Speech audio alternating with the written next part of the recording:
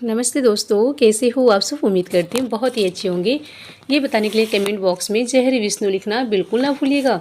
तो दोस्तों, आज आप सभी को मैं बताऊंगी निर्जली एकादशी के संपूर्ण नियम विधि के बारे में।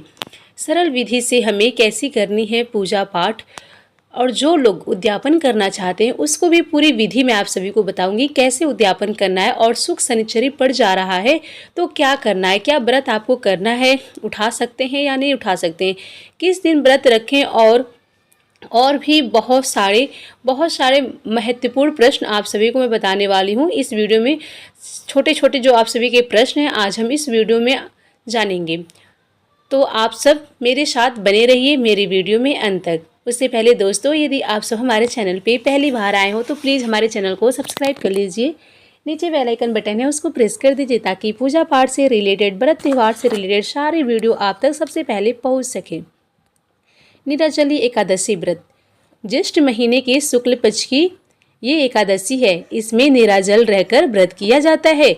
अगर आप साल में व्रत नहीं करते हैं, साल में जो एकादशी हर मंथ में पड़ता है एकादशी, यदि आप एक भी एकादशी का व्रत नहीं करते हैं और निर्जली एकादशी का व्रत कर लेते हैं तो संपूर्ण पूरे फल की प्राप्ति मिल जाती है आप सभी को इस व्रत को करने से।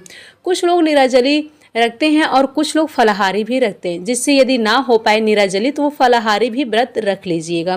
निर्जली एकादशी को लेकर आप संशय में ना पड़े।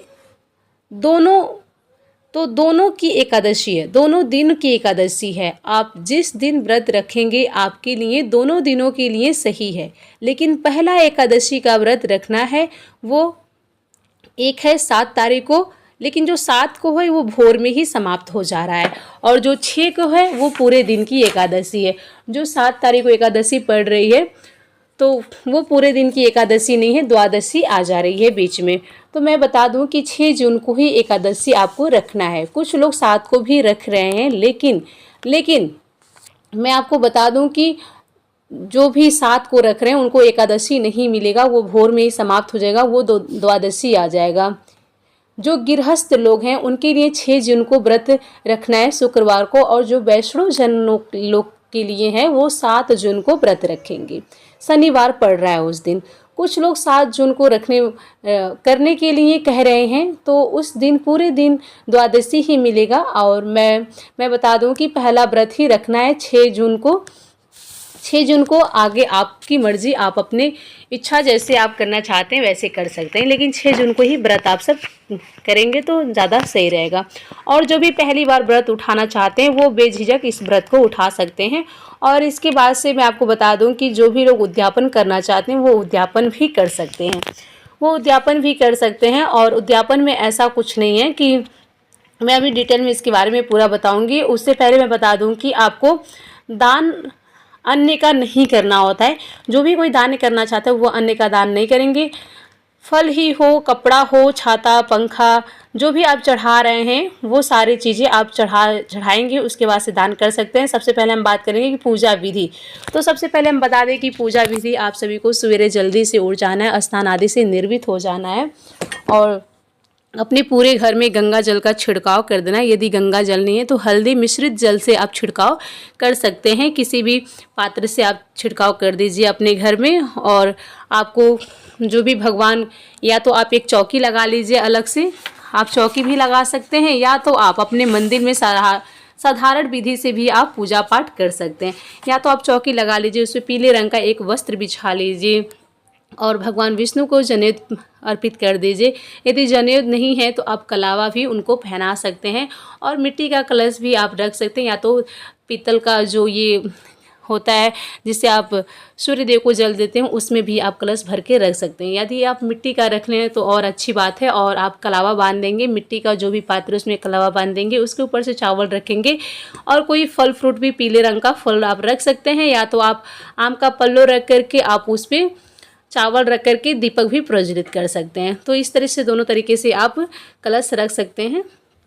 मिट्टी का कोई घड़ा ले लीजिएगा, इस तरह से कर सकते हैं। यदि कोई चौकी पे पूजा कर रहा है तो वो भगवान गणेश जी को भी अर्पित कर लेगा। चंदन, दीप, फूल इत्यादि ये सारी चीज़ें आपको चढ़ा देने हैं। भगवान विष्णु जी को पंखा भी चढ़ा देना है। इस तरीके से आपको पंखा अवश्य चढ़ाना होता है और धूप, दीप इस तरीके से चढ़ा दीजिएगा और फल फ्रूट अवश्य चढ़ाइएगा पीले रंग का। आप चाहें तो खीर भी बना सकते हैं, लेकिन खीर आप चावल का नहीं चढ़ाएंगे, भोग में चावल नहीं लगाएंगे। आप ड्राई फ्रूट का बना लीजिए, मखाने का बना लीजिए, फल फ्रूट का खीर बना लीजिए। ऐसे खीर बना करके आप भगवान को चढ़ा सकते हैं और पूजा पाठ बहुत ही आसानी से आप कर सकते हैं। और जो भी ये चौकी आप लगाए हैं उसको शाम को मत हटाइएगा, अगले दिन सुबह में आपको हटाने होते हैं, तो तुरंत से मत हटा दीजिएगा चौकी। इस तरीके से पूजा पाठ आप सब कर लीजिएगा। और पूजा पाठ के दौरान मैं भूल गई कि आप सभी को संकल्प अवश्य लेना चाहिए कि आज से हम आपकी एकादशी का ये व्रत कर रहे हैं। भगवान का मंत्र भी जाप कीजिएगा और संकल्प, जो भी पहली बार व्रत कर रहा है उसको भी संकल्प लेना है कि आज से हम हर साल एकादशी का व्रत करूँगी या करूँगा, जो भी हो। और जो हमेशा से करते आए हैं वो भी संकल्प लेंगे कि आज मैं आपके एकादशी का व्रत रख रही हूँ।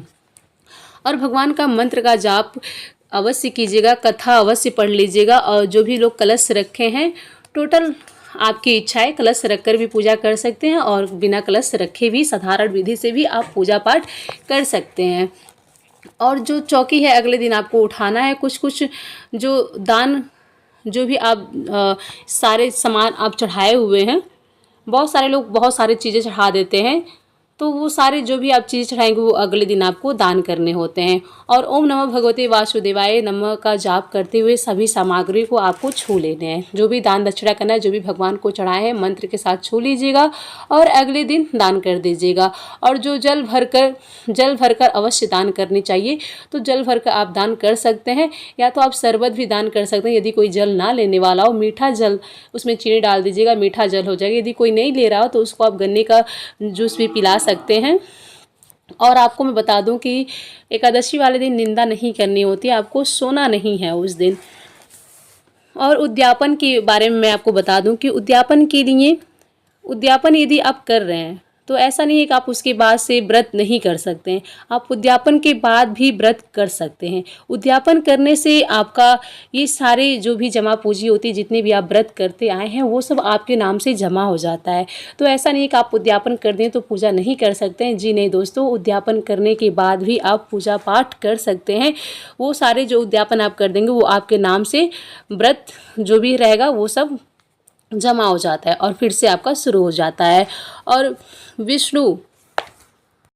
जो भी लोग उद्यापन कर रहे हैं उनको विष्णु भगवान का कथा करवाकर ही आपको उद्यापन करना होता है।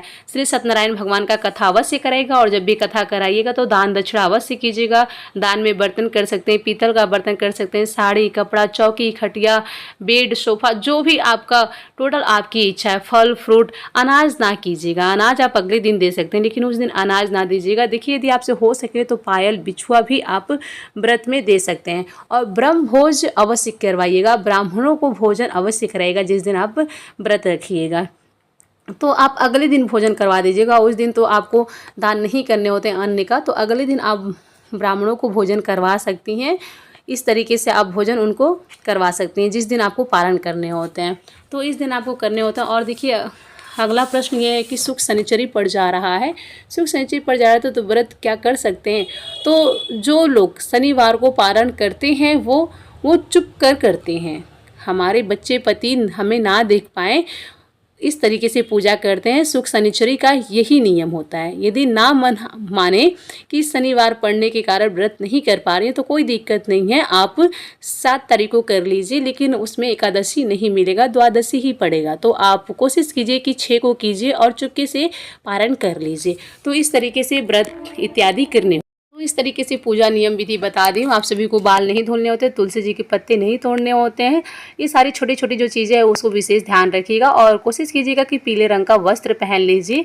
और कथा, आरती, ये सारी चीज़ें आप बिल्कुल ना भूलिएगा। ये सब करना अनिवार्य होता है, आपको अवश्य ही करनी चाहिए। पूजा पाठ के दौरान सुबह शाम दोनों आप पूजा कीजिएगा। तो मेरी वीडियो बस यहीं तक की रही। उम्मीद करती हूँ आप सभी को समझ में आया। तो प्लीज़ हमारे वीडियो को लाइक, शेयर एंड सब्सक्राइब ज़रूर कीजिए। धन्यवाद।